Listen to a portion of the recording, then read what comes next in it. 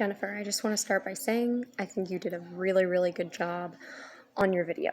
Okay, that being said, one of the things that I was really impressed with that is something that I didn't even mention in my video, or really, if I'm going to be honest, I wasn't paying too close attention to, was the therapist's use of, or the counselor's use of body language. I think it was really impressive how closely you looked at that. For me, when I was watching it, I was really more focused on the exchange of words and kind of what they were saying and trying to figure out what tools they were using. And I completely missed a really big tool in the counseling triad, which is focusing on the body language. So good job to you there.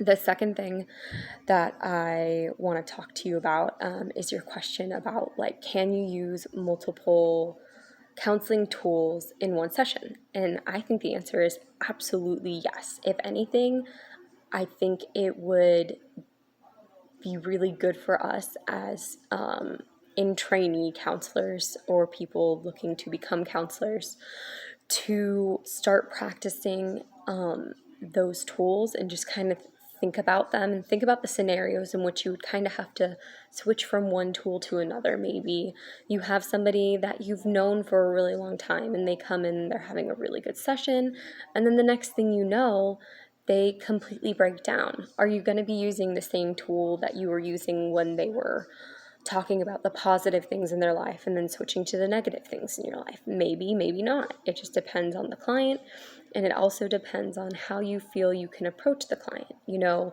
the second video, you mentioned how the counselor really corrected the client and kind of called her out on, hey, like, these two things aren't matching up. You're saying one thing, but your actions are proving another.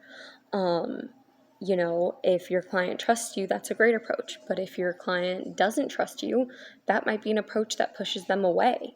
And your point in counseling maybe isn't to keep them with you per se as a counselor, but is to keep them in counseling and have them meet their goals personally.